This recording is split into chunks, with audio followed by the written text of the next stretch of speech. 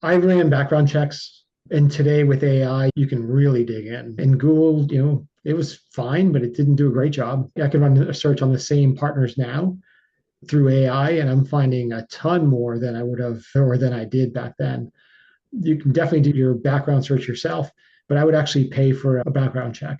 Maybe it's a whatever, $500 or something. You get that done, and at least now you've covered your bases in terms of anything that would have shown up in that sort of report, whether it's bad credit or lawsuits or something like that. Like you're just trying to uncover anything you can. What's going on, everybody? Welcome back to another episode here on the Multifamily Wealth Podcast. And this episode, I'm chatting with Steve Breton of Velocity Capital Partners. Steve is actually somebody who's local to me in the greater Boston area. He's up here with me in New England. And he's somebody who has done or participated, I should say, in real estate deals throughout numerous different markets and within multiple different asset classes. Ground up development, existing multifamily, stabilized multifamily, value add multifamily. And he's somebody who has gained exposure to all different components of the multifamily real estate sector. Somebody who has raised a significant amount of capital over his career, both for his own deals and then for other people's deals. And we spend a lot of time in this episode talking about how he vets partners, how he works with partners, whether those are joint venture partners, whether those are sponsors that he's raising capital for. We talk about how he's viewing the marketplace right now, where he sees opportunity, where LPs and capital sees risk in the market right now. And we spend a lot of time talking about this hybrid equity fund that his firm has put together, which I find very interesting as somebody who's out there raising capital and looking to bring new investors into our business, looking to make sure that we're effectively structuring our deals from a capital stack standpoint, from an equity standpoint. And, I just really drill Steve into the merits of preferred equity, of hybrid equity, what they are at a fundamental basis, why they might make sense for his LPs, why they might make sense for operators who might be looking to raise this type of capital. And I think this is a very informative episode for the multifamily investors who are looking to better understand how they might be able to structure their deals. And then this is a great episode for LPs that want to learn more about where they can actually invest in the capital stack outside of just being a common equity investor. And we talk about a couple different versions of that with preferred equity and then, hybrid equity, kind of a hybrid approach to common and preferred. So really tactical, really high level episodes. Steve's a great guy. And, be sure to reach out to him if you're local to New England, which I know a lot of this listener base is. Very friendly guy, and his contact info is going to be in the show notes. But if you learn anything in this episode, leave the podcast a rating and review. And without further ado, let's get to my conversation with Mr. Steve Breton. All right, I am here with Mr. Steve Breton, Velocity Capital, multifamily investor with quite a number of years of experience under his belt, and somebody who is local to myself here down in, or I should say up in New England for the listener base in terms of understanding where we're at and maybe the context of how that drives some of our decision making and conversational, kind of what we're going to talk about here today. But we're going to talk about a whole bunch of stuff multifamily related, probably get into some pref equity, talk about opportunity zones. I think it's going to be a really nice tactical episode. Steve, appreciate you taking the time to chat, but why don't we start with your background? Maybe what were you doing pre-real estate? How'd you find the real estate business? How'd you get into this whole world? And what are you guys up to today? Sure, yeah. And first, thanks for having us or having me on the show. You're always happy to be talking, especially to a local guy. There's not a lot of us here in the real estate world that connect locally so much because it's so easy to now connect nationally. Exactly. Yeah. So yeah, a little bit about my background. Basically, went and got my MBA and was in finance and IT for a long time. Started investing on the side, sort of a side hustle, and that was in 2012. And then come 2017, I had done a bunch of smaller duplex, triplex sort of things, and a lot of my friends wanted to invest with me. I kept saying no, and eventually I was like, there might be something here. So let's go figure out how to do larger syndicated deals in different parts of the country. And so we got all the right attorneys involved and the SEC folks, and just making sure that I understood all of it and did it properly. We started small, and next thing I knew, we had 300 investors who invested in our deals. We've done 25 large multifamily properties, ranging from 50 unit, heavy renovation type deals, Class C, all the way through 300 units of ground up development. There's a little bit of opportunity zones in there, a couple of student housing deals. So it's been a whirlwind, but since 2012, I guess it's been a while that we've been at it now. So Absolutely. I mean, no, that's a long track record. When you were buying the twos and the threes and kind of those smaller deals just yourself, was that kind of local, Massachusetts, close to home, or? exactly, it was right in my backyard. So 10 minutes from the house. Bought the first triplex. Had no idea what I was doing. Right, I'd never invested in real estate before. No one in my family was in real estate. I did have some bit of construction experience. I was comfortable with the rehab part of it, Hmm. but as far as like collecting rents and security deposits and how to manage all that stuff, I cut my teeth on that first property. And probably 9 months later, I bought another one and then another one, and I just kept accumulating them, thinking I was going to replace my income, and then realized how much effort and how much work it is to be a landlord. And then that also coincided with this idea of, okay, maybe I want to start a private equity company that focuses in real estate and actually build a small team around me who are experts in all of these things. And that's the path we went down. Love it. Yeah. So when you started raising money, or I should say, I'm sure these decisions were made before you started raising money, but when you first started to go down the road of, all right, I want to, professionalize the business here in a sense. I've got some folks who want to participate in what we're doing. They want to invest alongside us. We're going to go out there and start raising money. What was the thesis at that time? Was it let's do bigger deals close to home? Let's go out into other markets and start doing deals elsewhere? And how did you actually determine, okay, I want to scale this and turn this into a business? What were kind of the next steps after that? Yeah, the original thesis was let's do something larger in this area. And again, starting in 2012, the deals were, I mean, if I look at those deals today, they were outrageously good, Yeah, right? yeah, I right. wish I bought literally everything. Especially in mass. Right, right. But I was nervous, so I, super conservative then. And then I loosened up a little bit and bought, more properties in that 13, 14 timeframe. By like 2015, 16, I'm thinking to myself, wow, everything's grossly overpriced. Right. I still had some like super stringent criteria, which were overly conservative at the time, in hindsight. But so it was really hard to find things in New England because it is higher priced here. The rent to value ratio is skewed higher here, so you make less cash flow. On the other hand, you have better appreciation. So depends on what your investors are looking for, I guess. But I was looking for cash flow at the time, so I ended up connecting with somebody who lived in Texas, who was a fix and flip guy. He had done a couple of buy and holds of like 20 units and really wanted to do 50 or 100 unit type properties, but didn't have the ability to raise equity. And so the two of us connected. I was like, I'm surrounded by equity in Boston. My corporate career, I was in higher level positions. I have people that trust me, et cetera. And they're telling me they want to invest. So let's do something together.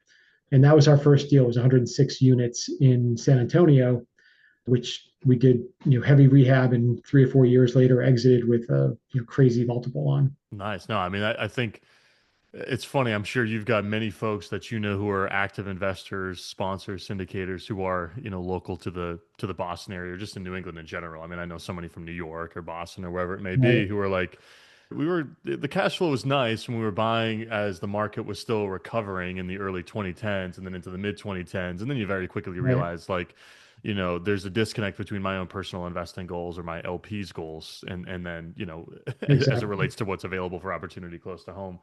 Yep. So you chose Texas. Was that driven by more the relationship with the individual that you connected with who was down there sourcing deals and you're like, hey, this would be a great partner. We get along well. I think there's some rapport here. Or was there something about Texas specifically that drew you to that market and then you backed into finding a partner? Yeah, that was an individual I met in a mastermind. I really respected him. And I had met people that were investing in Atlanta, all over the South, basically, in Sunshine States, or the Smile States, as people call it. They were booming at the time. And we've had years and years of like 6, 7, 10% rent growth.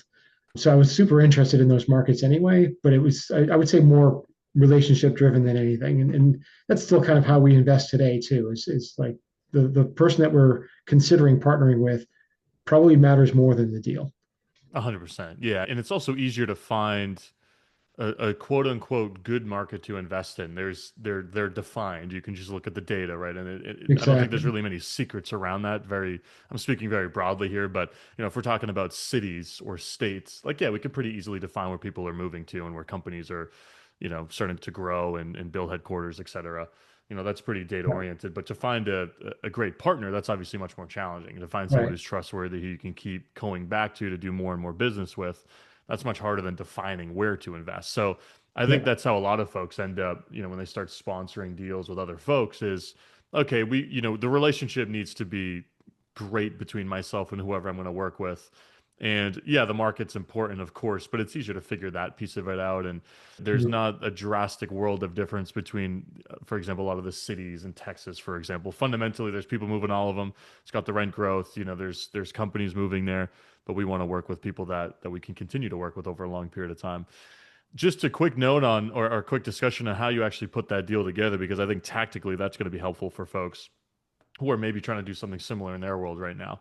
Like there's a Mhm. lot of folks who listen to this who are probably in a similar position that you were in back at that point in time where, you've got a connection or a network of folks who have dollars that are looking to invest.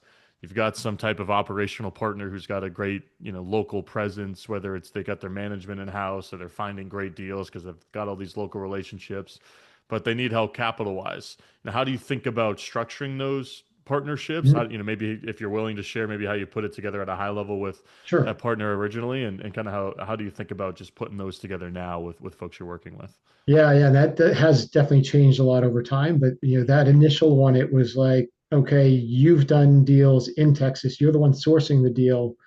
You've raised equity before, and I'm bringing some knowledge, but not as much as he had. So I was like, you're going to take the lead. That's great, and it's your deal anyway. But I wanted equal decision rights.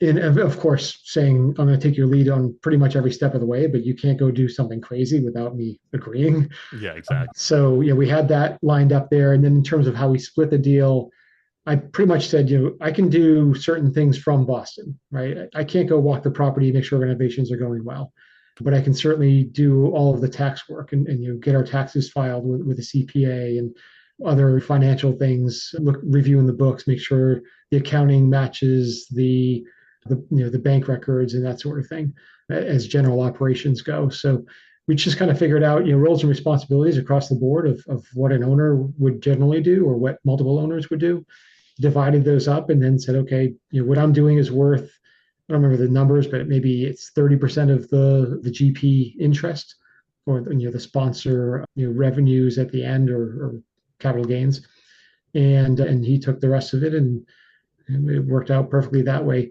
These days, I look for more control. Right, I've had a lot of partners. Not all of them were great. I've had to jump in and actually take over a couple of deals. I had a partner embezzle some money, which we caught him, and then we had to take over that deal, and we eventually got it sold. And investors were fine, but without me getting heavily involved, I'm not sure how that would have turned out. So now, when we're looking to structure these deals, it's like I have to be in control, right? Hmm. Which I don't love having to do that, but it's much better for me to be able to sleep at night and to be able to tell my investors, I'm in full control of this deal. You're actually investing with me, and I will be making all decisions. It's not to say that I wouldn't be working with my partners to make those decisions, but in the end, again, it's 100% set where nothing's going to happen. We're not going to fire property management companies or change banking accounts or whatever things that I want to have control over. I have that control now, and that we can talk about the structured equity or preferred equity as well, which is kind of where we're leaning into these days, which kind of gives you that same control. Absolutely. Yeah. And we're certainly going to chat about that at some point in our conversation here for sure, because I think that's going to be really topical for the folks listening. Before we get to it, though, because I'd be remiss if I didn't ask. Obviously, you've partnered with multiple people, as you just described. Some of those partnerships maybe didn't go as well as you would have liked.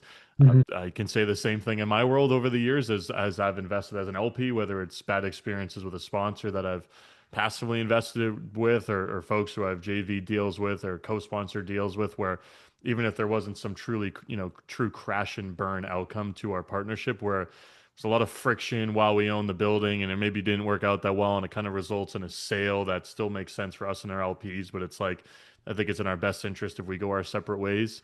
And have had great partnerships with many folks I've done a number of deals with, right? So everything up and down the spectrum, as I'm sure you've probably experienced the same. Yeah, yeah. I When think we're you're, all seeing more and more of that these days too, because there's a lot of stress in this environment on the deals themselves, yeah, and that brings out the worst in the partnerships as well. 100%. Yeah, no one's really bitching and complaining when things are going really well. And if anything, it's like, oh, this partnership's not great. Let's sell, make a bunch of money, and we can go our separate ways. That's a much easier outcome to a partnership, or at least a deal specific partnership. But just kind of high level three, four tips, right? For the new investors out there who are maybe solo folks who have maybe built a portfolio of deals where they don't have any investors, they don't Mhm. have any partners, now they want to go out and maybe JV with some folks, structure a partnership maybe similar to what you've described when you did that first deal in San Antonio. Like, what are some kind of big overarching things you're looking for that you really want to get right before you start going down the road of we got a couple names and some signatures on an operating agreement and we're actually doing a deal Yeah. together? Yeah. I ran background checks, and today with AI, you can really dig in. The Yeah. partnerships I had trouble with were things that had been put together in 2018, 2019. So it was still just very basic Google searching. And Google, it was fine, but it didn't do a great job. I can run a search on the same partners now through AI, and I'm finding a ton more than I would have or than I did back then. You can definitely do your background search yourself, but I would actually pay for a background check. Maybe it's a whatever $500 or something. You get that done, and at least now you've covered your bases in terms of anything that would have shown up in that sort of report, whether it's bad credit or lawsuits or something like that. Like you're just trying to uncover anything you can. I also wouldn't work with anybody that I didn't either know or have a friend or another JV partner that I've worked with in the past who can vouch for them. It's really hard because you're going to meet this person once or twice in person, or maybe a few phone calls and one meeting in person, and then the deal starts progressing. And next thing you know, you're married to them for the 4 or 5 years that you hold this deal. So you really have to get that personal connection. For sure, you have to meet them at least once in person and spend time with them. Right, have a meal. The other is trusting your gut. One of the partnerships, I was super impressed with the guy. Background check was clean. Everything was fantastic. And my friend had already done a deal with him.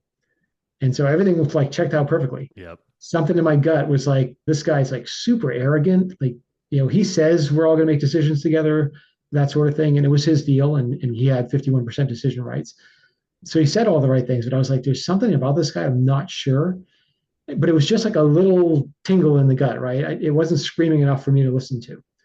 Now I'm here to say, listen to your gut, even if it's just whispering, because that's one of the partnerships that didn't go well because he was so arrogant, wouldn't listen to anyone else's opinion. And in the end, he drove the property into the ground. Yeah, I mean, I think the background checks are a really interesting note because it's like it's so simple to do that, right? I mean, whether you're going to do a deep research through some type of AI tool, or even just you're going to get to the third page of Google, right? Not just the first two pages. You're really going to dig Sure. into Google, or you're going to do a background check. Like, all of those things are not that time intensive. Like, you could probably do all of them in a very short period of time. And in the case of a Yeah. background check, yeah, maybe you're paying a couple bucks. But like, I hear so few people doing that, which is kind of funny. And I know a lot of people who are partnering with a lot of folks to do deals or investing with a lot of different sponsors. Mhm. And it seems like such an obvious thing to do that I think many people just don't realize that they can or should do, right? So I think that's an interesting Right. one to highlight just because it's so simple. It's such a little easy thing to add to the process. Yeah. Even if it's Um, $1,000, I mean, it's making it Comparatively to the risk, if you're right. investing Yeah. $100,000 and you're paying, let's just say you're an LP and you're spending that money on a background check for the sponsor, like that's some pretty good downside protection for the worst case scenario. Absolutely. Right. Yeah. If nothing goes wrong, you're going to wish you spent 5,000 on a background check. Yeah, exactly. Yeah. In Yeah, and fact, I I've think run a background check on myself, and I have that posted on a Google folder. So if anybody, again, they can run their own, of course, but I'm going to save you the effort and the money for now. If you want to just initially have a look at this, it's only whatever at this point 6 months old, so it's going to give you a good sense of what this of what they found. And again, if you want to run your own, feel free, but at least it's giving some people a sense of who I am from that perspective. that's a really good tip for the sponsors out there, right? Because I think especially now, and I'm sure we're going to talk about it in a bit here, like raising capital today is significantly more challenging because even outside of like the big massive red flags on a background check, like fraud or a felony or any like criminal Mhm. oriented activity, leading with like being overly transparent around your own background, and then if you extend it beyond that, your company's background, I think is so big right now because there are so many investors who are licking their wounds from tough deals or investing with poor sponsors, Sure. that just that conceptual approach to communicating with a current LP or a future LP is that much more valuable. Just the fact that you're looking at it through that lens, because right now there are so many sponsors out there, as I'm sure you could speak to, who are trying to be so protective over their reputation and their path. I shouldn't say protective over their reputation, but protective over the information that if it were to get out may compromise their ability to continue doing deals. You know, Yes. we're not really sharing too much about how these ongoing deals are doing. And if we are sharing, how they're going, we're leaving it very vague and we're not really talking about the specifics of, yeah, we haven't capital call, but that doesn't mean that we haven't made distributions in 3 years and the deal's underwater and we're in a tough spot. It's like if you're leading with a lot of transparency around yourself and how all the projects and deals that you've done or currently own are performing, like that's going to really help you stand out in a Agreed. environment where it's hard to raise money, which is I'm sure we're going to chat about again here in a sec. So, the other thing that I wanted to quickly talk about too is maybe how things have changed for you over the years, right? You're talking about you've done 25, I believe it was 25 deals roughly Yeah. since that first one, that 100 plus unit deal in San Antonio. Same market since that deal, expanding in markets. Has there been a focus in Sure. where you want to invest or, or I should say a change in focus of where you want to invest or change in the types of deals that you're doing, or has it maintained, or been pretty similar? Yeah, we were again relationship driven. So I met a handful of sponsors along the way, or partners that I wanted to work with, and just put it out there and said, I know you live in Atlanta. It's a decent market, right? So it's one of the better markets to invest in, at least a few years ago. So if you find something that's in kind of this range and it's this sort of property, right, B or A class property, and the numbers really pencil strongly, keep me in mind. And so we ended up with a couple of deals in Atlanta, one in Houston. We did a couple in San Antonio, Indianapolis area, student housing at Wake Forest, student housing at UNCW. So, sort of, I guess, a little bit all over the place, you could say, from a geographic perspective. But it was always the same thing, right? Strong sponsor in a market that they actually live in with a deal that pencils really well, plenty of upside, and somebody that I was interested in partnering with. So from that perspective, I wouldn't say the buy box was super stringent in terms of what the deal looks like. It's certainly not geographically, because we were kind of leading with the sponsor first. And then even in several of those, somebody found the deal, came to us and said, we want to do this deal. And I was like, okay, great.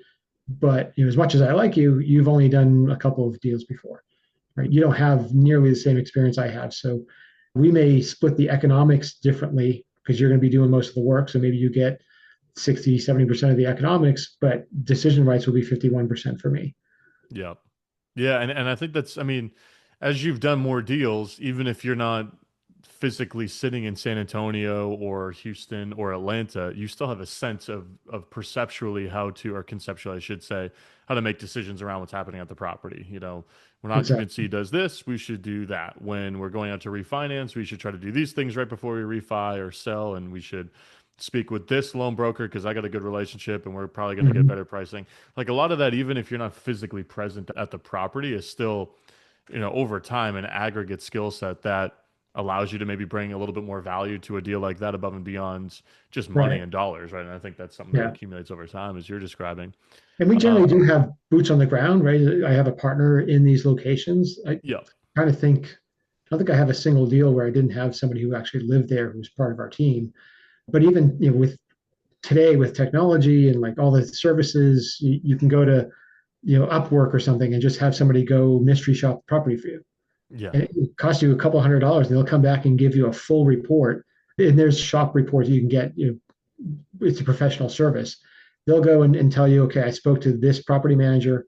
This is what they said. This is what they did.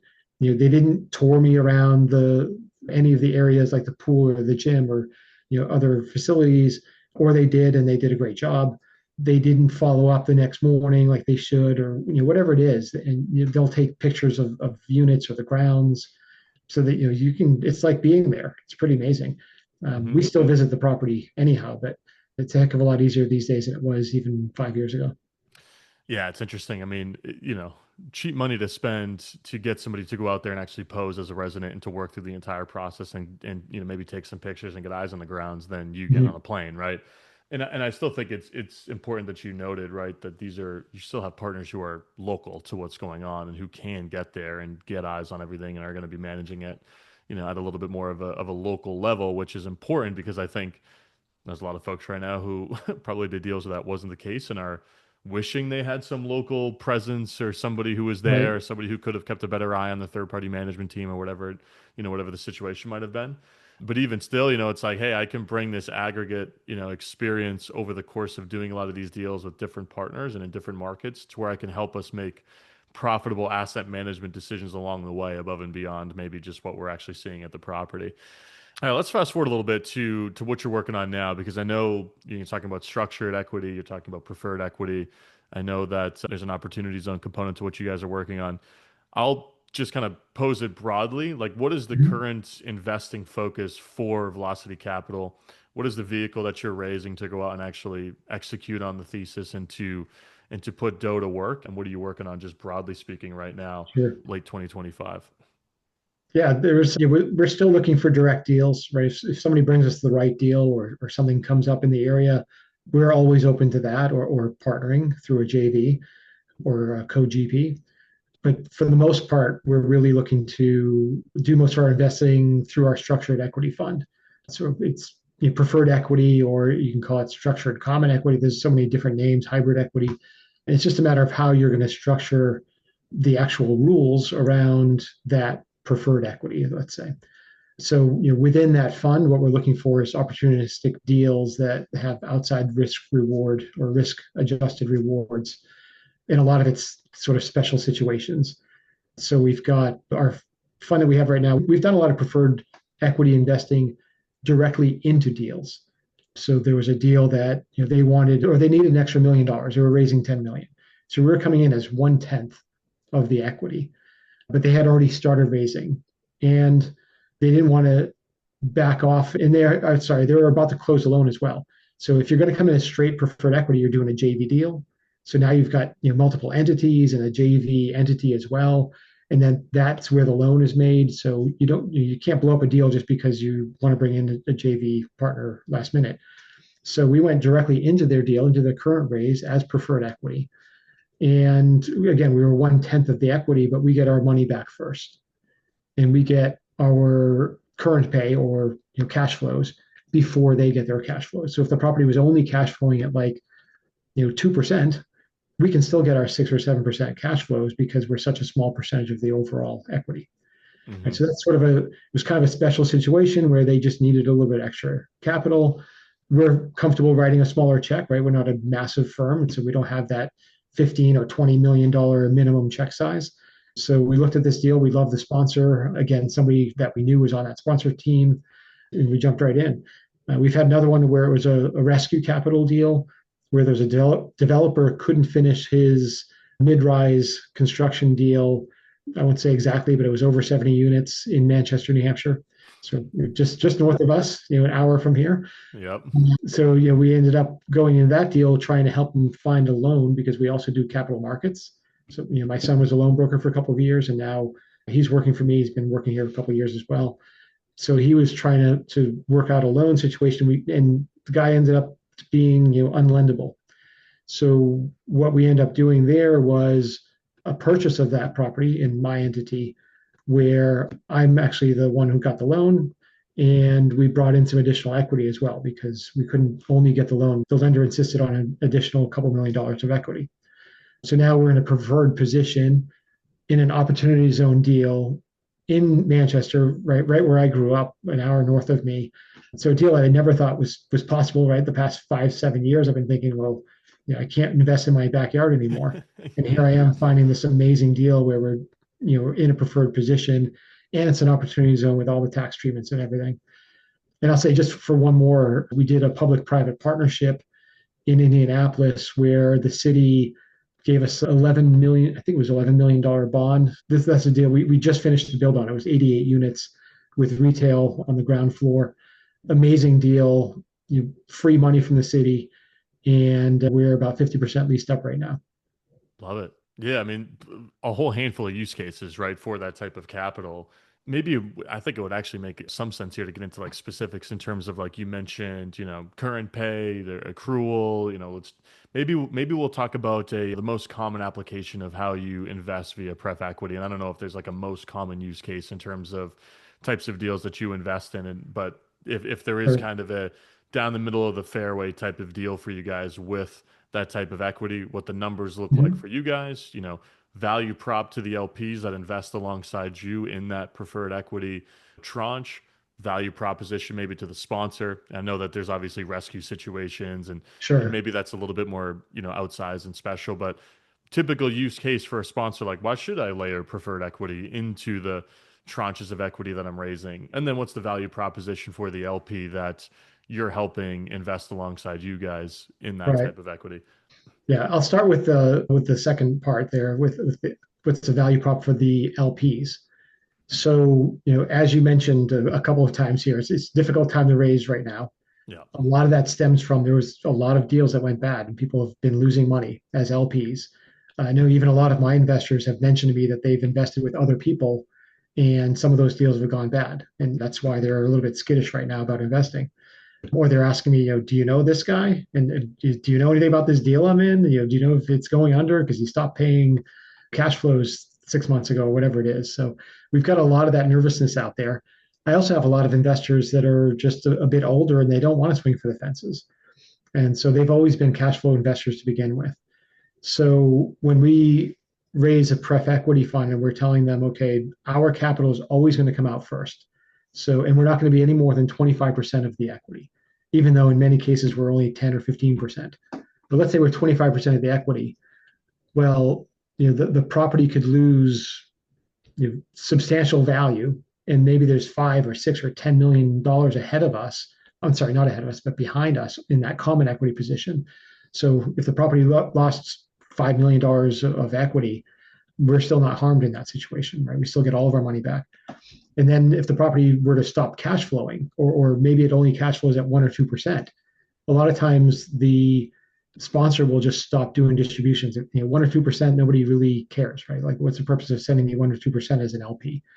But if we're in a common equity position, that's still 4, 5, 6%, and hopefully, more if we're only 10% of the equity. So we still continue to cash flow even at a time when that property is stressed. And the way we write our JV agreement is that if there's any cash flow, then you must pay it out to us, right? So, and that's part of, they would be default if they didn't. Yeah.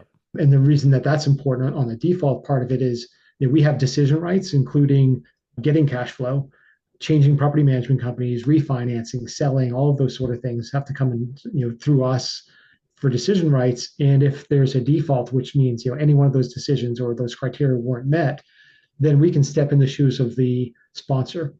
And generally, the lender is already underwriting us as we get into that deal with them so that they're already comfortable. So the answer is just it's an immediate yes. Hey, lender, we're in default here. We're taking over the deal. And then we can just manage it from there on. Yeah. But it puts our investors in a very secure position where they're more confident that they're going to get their equity back, that they're probably going to make a profit. And we're sitting kind of between the lender, who has all of the rights, right? They can just take the property if you don't pay them, but they're getting paid, 5, 6% on their loan. And then the common equity is swinging for the fences. They're trying to go for 20% return on investment, but they don't really have those protections. So we're kind of sliding right in the middle there, mid-teens returns. We're getting that current pay or that cash flow, 6%, 7% along the way. And we've got some of those protections. Yeah, love it.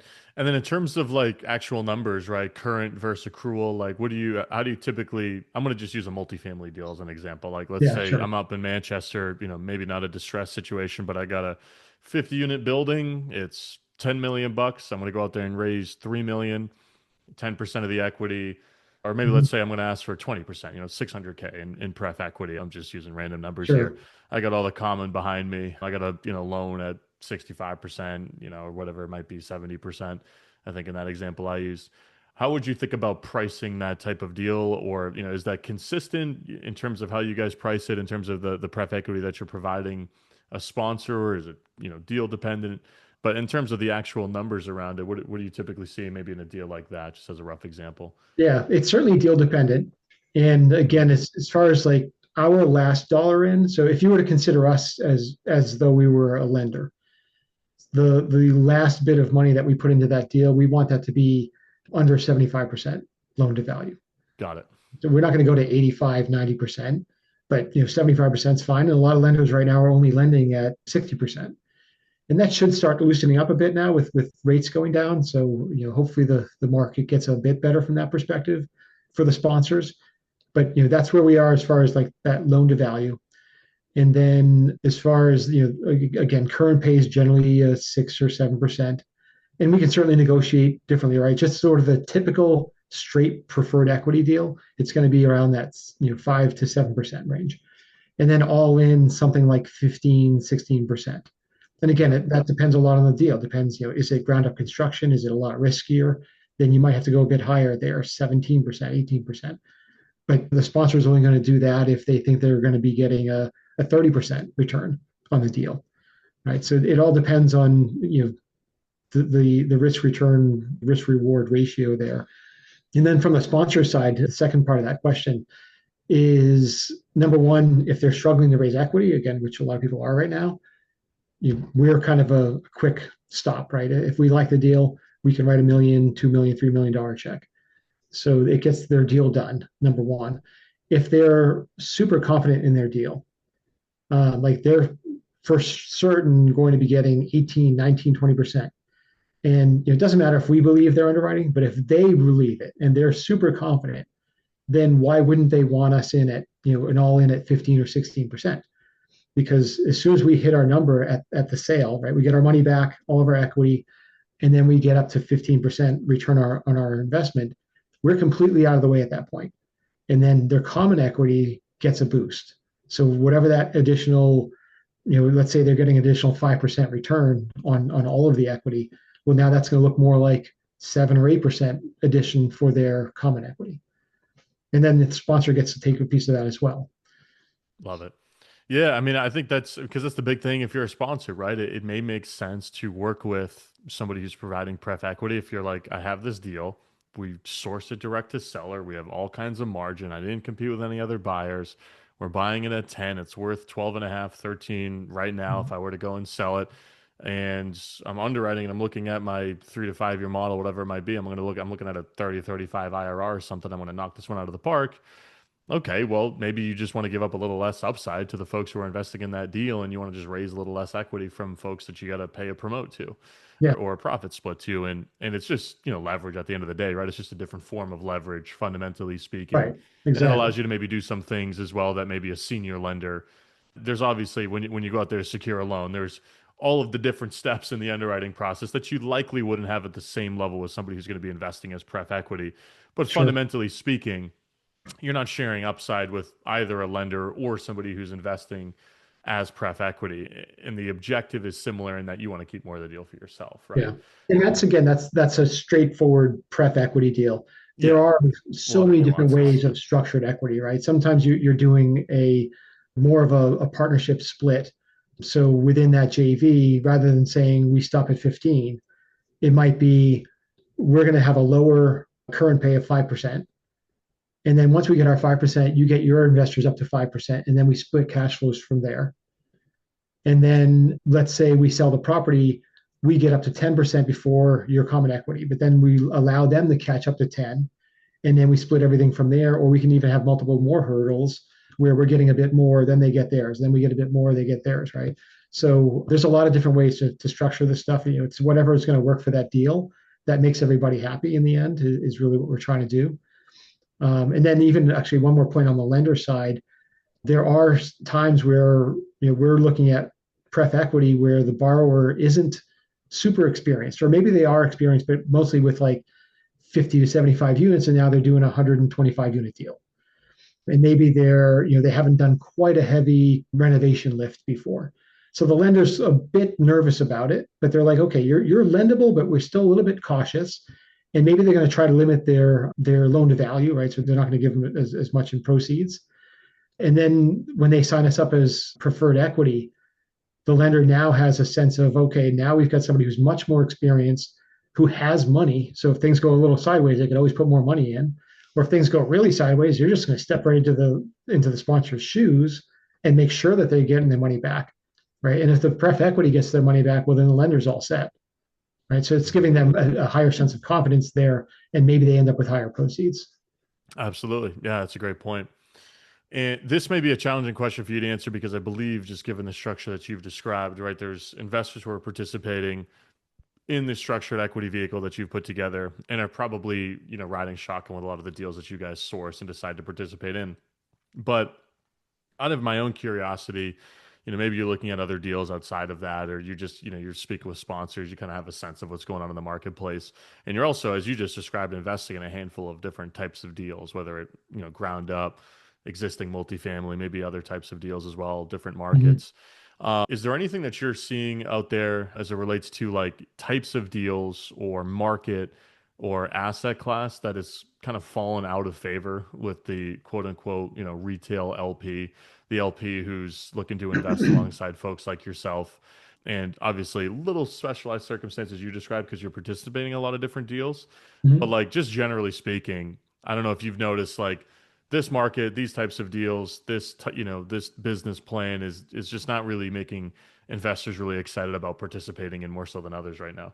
Yeah, I know for me, there's certainly deals that I'm not that interested in. Yeah. Um, And you that's know, probably a better way to answer the question is just to ask you because you're the one directing all these funds. Yeah. yeah, yeah. So like, if we're looking at, Texas, Austin specifically, right, or Colorado Springs, Denver, you know, those markets have been hammered with excess inventory. And so much so that, we've got deals in Houston that got hit quite a bit of additional building when the market was strong. But that's all subsided now with interest rates going up. That builds or the additional units coming online has kind of dropped off a cliff. There's not a lot of new starts. It's just too expensive to build. So Houston is now, rents are starting to recover again. And by recover, I mean, we went kind of flat. Like we weren't getting rent increases for a couple of years. But now we're starting to get rent increases again. And our occupancy has always been high anyway, 94, 95%. So we didn't suffer too much there. But in Denver or, some of these secondary markets, they got slammed and they're still slammed. There's just not enough absorption. And so, I wouldn't do a really any deal in that market right now in some of these, secondary, tertiary markets. But I will certainly be looking at, anything that's ground up development. I'll be looking at what sort of absorption is there. What are the job drivers, population growth. We look at those things anyway, but now I'm looking at that with such more of a keen eye of like, are we really going to do exceptionally well here? Mhm. Because my criteria is now, doubled what it used to be in terms of like what a good deal looks like. Yeah, absolutely. No, I mean, supply was just a very under-discussed topic there for a very long stretch of time from 2019 to 2023 until when a lot of this, when the market really started to get hot in Southeast, Southwest, Yeah, Texas, et cetera, until it was the only, one of the only discussed topics in those markets where it's like, oh, shoot, that's a byproduct of building tens of thousands of units is the downstream effect it has on rents and the folks that own existing assets already there. A little bit less of a dynamic here close to home for you and I in New England, but still a dynamic, right? I mean, it's, our portfolio is entirely New Hampshire and no, there's not the same rate of development there as there is down in Houston or Tampa or Austin or Phoenix or wherever. But there's still been supply that's added at a rate that exceeded what was added throughout the last, 10, 15 sure. years. And that's still been a dynamic as it relates to rents. So I think that's a pretty prevalent dynamic everywhere. But now I think it seems as if we're finally starting to enter a period of time, just very broadly speaking, nationwide, where supply is starting to fall off, right? And we're starting to normalize in terms of return to what what the average starts, or I should say start should look like, average supply being added to a given market should Yeah. look like, which makes it a little easier for folks like us to underwrite deals. But no, I've noticed the same thing in our world as well. Listen, this has been great, Stephen. I want to make sure that I get you out of here on time. But let's share where folks can learn a little bit more about your business, where they can reach out to you, where they can connect with you, and all that fun stuff. Yeah. So the name of the company again, Velocity Capital Partners. The website is velocitycap.com. And yeah, you just reach out through the website, whether it's for pref equity investment as an LP, or if you're a sponsor looking to find a loan, find some preferred equity for your project, or just looking to discuss deals. I'm always happy to have that conversation. Awesome. Yeah, we'll link that in the show notes. Thanks again for taking the time, though. Great conversation. Likewise. Appreciate it.